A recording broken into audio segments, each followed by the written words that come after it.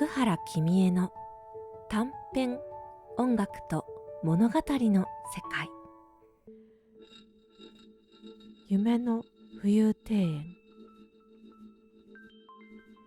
毎日の疲れを癒すためにベッドに横たわったあなた。枕に頭を預け目を閉じると静かな闇が広がる。心の中で今日の出来事がぼんやりと浮かび、徐々に眠りが近づいてくる。夢うつつの中、ふと体が軽くなり、空に浮かぶ感覚がした。あれと目を細めてみると、周りは青い空と雲の海。足元は巨大な浮遊する庭園が広がっていた。ここは夢の中の不思議な場所。島のような庭園がいくつも浮かび、つながる橋は虹色の光でできている。花々が永遠に咲き乱れ、風に揺れる葉からは優しいメロディーが流れる。中央の泉からは水ではなく星の粒が浮き出し、空に舞い上がる。これは夢と思ったが、手を触れる花の感触、甘い香り、すべてが本物のように鮮やかだ。庭園を歩くと小さな妖精のような存在が現れ、ようこそ旅人。ここは心の庭園。忘れた記憶が花開く場所よ。とささやく。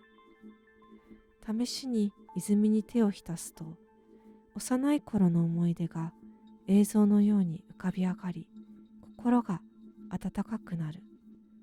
遠くの島では時間が止まったような古い時計塔が立ち、針は逆回りに進む。そこに座ると未来のささやかな願いが聞こえてくる。夜が訪れると庭園全体が星の光に輝き、穏やかな静けさが包む。また来てね。妖精の声が遠ざかり、ゆっくりと目を閉じる。目覚めた時、いつもの部屋に戻っていた。でも心のどこかで浮遊庭園の風が残る。不思議な余韻に包まれ、静かな夜が訪れる。歌舞伎町の影。東京の喧騒に疲れ、夜遅くに歌舞伎町を歩いていたあなた。ネオンライトが眩しく、人の波が絶えない通りで、ふと肩に手が触れた。おい、ちょっと待てよ。低い声に振り返ると、そこに立つ男の目が異様に輝いていた。背は高く、黒いコートを着て、顔は影に隠れてるのに笑みが浮かんでいる。君、迷ってるみたいだな。ここは危ない場所だよ。男は静かに近くの路地に誘う。興味本位でついていくと、路地はどんどん暗くなり、周りの音が遠ざかる。あれと思ったが、足が勝手に進む。男はぽつりと話し始めた。俺は昔、この町で消えた人間を知ってる。鏡に映らない影みたいなやつさ。路地の奥で男は振り返り、顔を近づけた。目が赤く光り、息が冷たい。お前も俺みたいになりたいか。心臓が止まりそうになり、慌てて逃げようとしたが、体が動かない。男の手に触れると、氷のように冷たく、指が透けている気がした。都市伝説で聞いた話、歌舞伎町の幽霊、生きている人間を連れ去る影。スマホの光を当てると、男の姿が揺らぎ、消えた。路地から出ると、いつものにぎわいが戻っていた。でも、心のどこかで、あの冷たい視線が、今でも残る。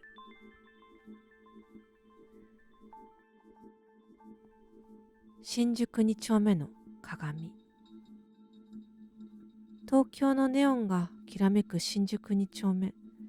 疲れた夜にふと入ったゲイバー。カウンターに座りグラスを傾けていると、ママが優しい笑顔で近づいてきた。お客さん、こんな時間に一人？何か不思議な話聞かせてあげようか。ママの声は低く、心地よい響きで心を溶かすようだった。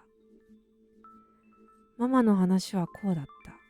何年か前、このバーの奥の鏡の前に毎晩同じ男が座っていた。黒いスーツを着て静かに酒を飲む。でも誰も彼の顔を覚えていない。ママが話しかけると彼はぽつりとつぶやく。俺は鏡の中から来たんだよ。最初は冗談かと思ったが、ある夜、男が鏡に手を伸ばすと、表面が波立ち、向こう側に別の世界が見えた。そこは同じバーなのに、時間が逆回りし、人々が笑いながら消えていく。男は言った。ここは現実の影。君たちが見てるのは鏡の向こうの幻さ。ママは恐る恐る鏡を覗き込むと、自分の若い頃の姿が映り、懐かしい声が聞こえた。男は微笑み、鏡の中に溶け込むように消えた。以後、二度と現れなかったが、雨の夜になると、鏡にぼんやりとした影が浮かぶんだそうだ。信じるかどうかはお客さん次第よ。鏡に映るものがすべてじゃないわ。バーを出ると街の喧騒が遠く感じられた。家に着き、風呂に入るとその話が頭に浮かぶ。不思議な余韻に包まれ、心が静かに落ち着く。大久保のあなた。東京の喧騒が少し遠のく深夜、大久保の路地を歩いていたあなた。冷たい雨が降り、ネオンライトが水たまりに映る中、路地の影に立つ女の子に目が止まった。短いコートに濡れた髪を指で払い、寂しげな目で通りを見つめている。お客さん、雨宿りしない？彼女の声は小さく、でも心にしみるような優しさがあった。近くの軒下で並んで立つと、彼女はポツポツと話し始めた。私、毎日ここにいるんだ。でも、本当は違う人生が欲しかったな。彼女の目は遠くを見、涙が混じった雨のように頬を伝う。彼女の話はこうだった。田舎から上京し、夢を抱いてきたのに、仕事は見つからず、借金が膨らんだ。家族を養うためにこの道を選んだという。毎晩、知らない人に体を預けるの。心は空っぽで、朝になると自分を嫌いになる。でも止まれないのよ。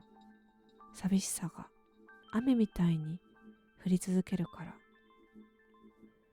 彼女の手は冷たく、触れると震えが伝わってきた。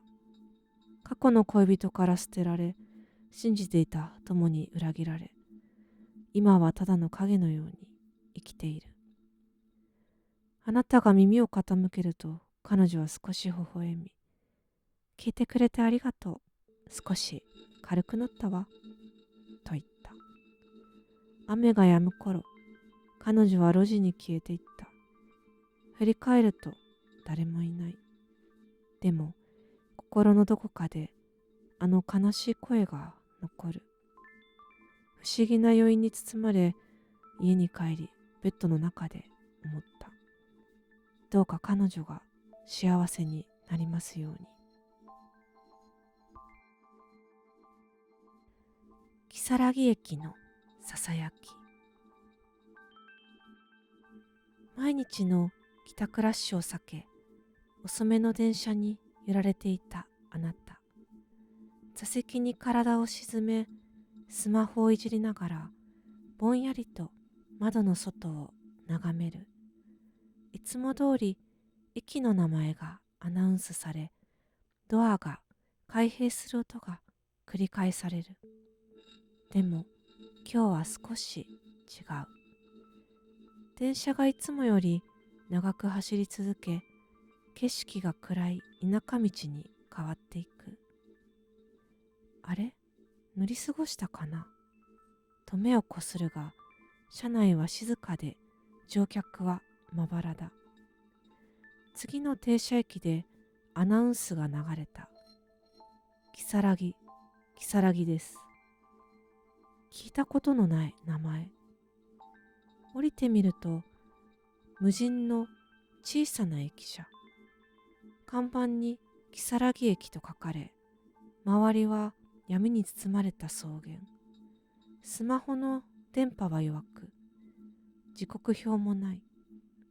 遠くからかすかな太鼓のような音が聞こえてくる。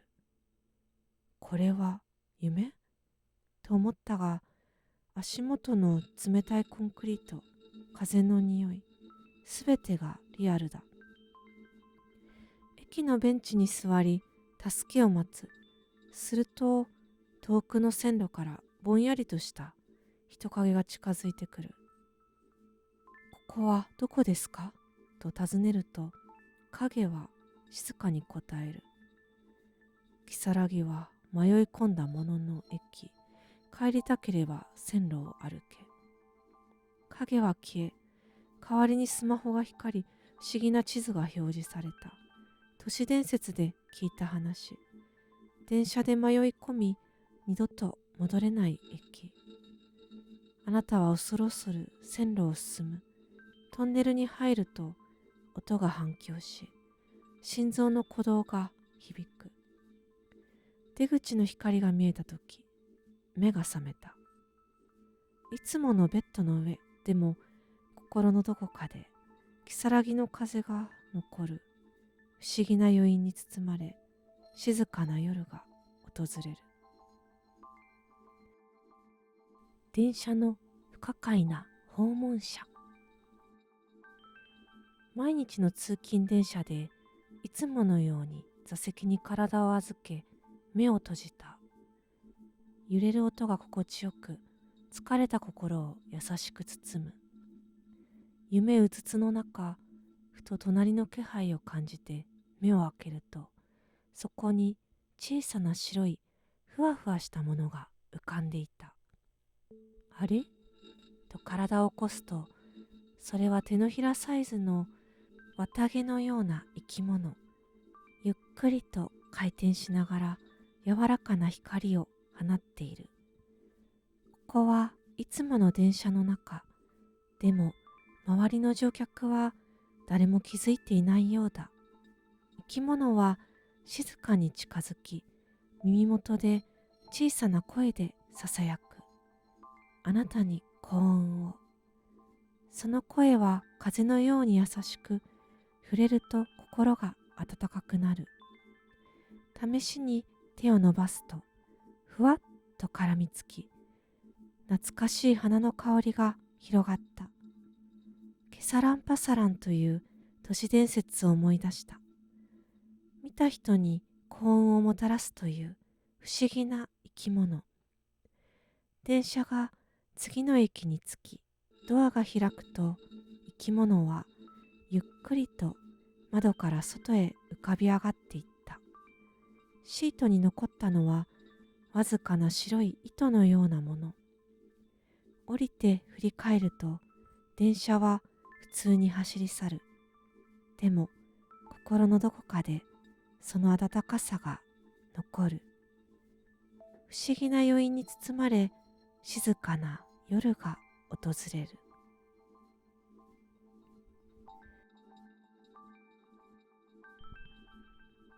異世界へのまどろみ。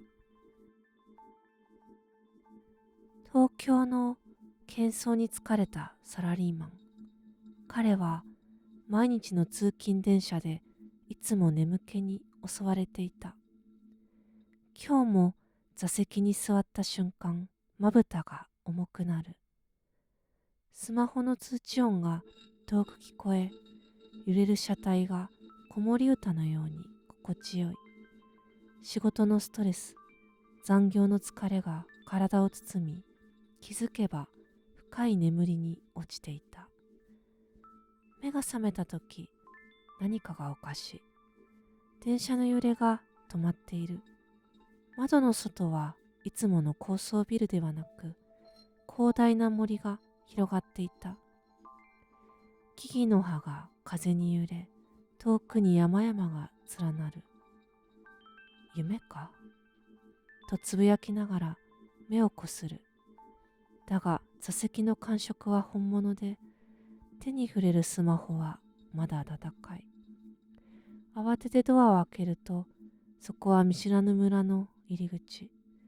石畳の道に馬車が通り、村民たちが中世のような服を着て歩いている。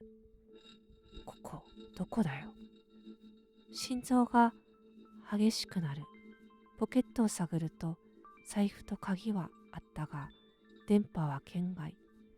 試しにスマホのライトをつけると、周囲が明るく照らされ、村人たちが驚きの声を上げる。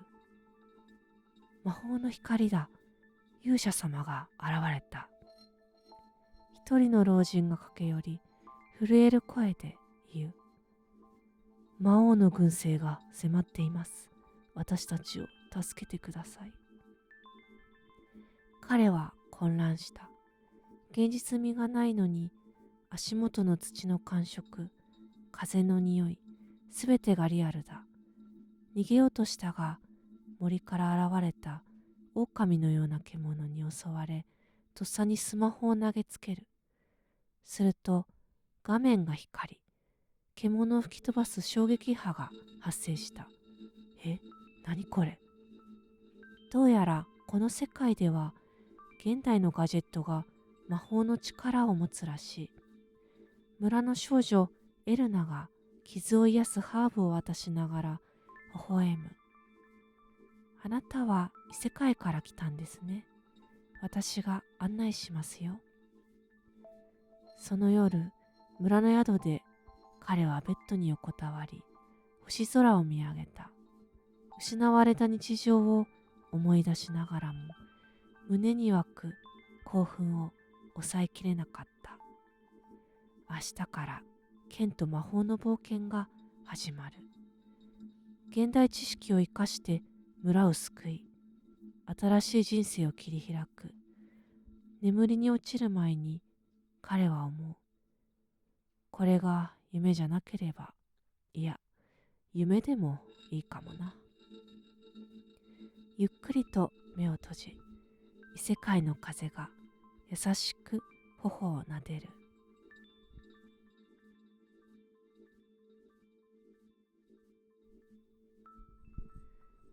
異世界のパンダ。毎日の通勤電車でいつも通り座席に体を預け目を閉じた。揺れる音が心地よく、疲れた体を優しく包む。夢うつつの中、ふと気づくと周りの喧騒が消えていた。窓の外はいつもの街並みではなく、柔らかな雲の海が広がっている。あれと体を起こすと、座席はふわふわの雲の上に浮かんでいた。ここは雲の上の不思議な世界。遠くに優しい光を放つ小さな村が見える。村人たちは動物のような姿で穏やかに暮らしている。パンダの店主が営むおむすび屋から温かな香りが漂う。お客さん、異世界から来たんだね。まずは一休みして、とパンダが微笑む。そしておむすびを一つくれた。彼の名前はパン吉。スマホを触ると画面から柔らかな光があふれ、雲を操る力に変わる。現実の疲れが溶けていくように心が軽くなる。狼の影が近づいてもパン吉と一緒に立ち向かい、現代の知恵で追い払う。夜になると星空の下でおむすびを食べながら語り合う。君の世界もきっと美しいね。でもここで少し夢を見てもいいよ。ゆっくりと目を閉じると電車の揺れが再び感じられた。目覚めた時、日常が戻っていた。でも心のどこかで雲の上の暖かさが残る。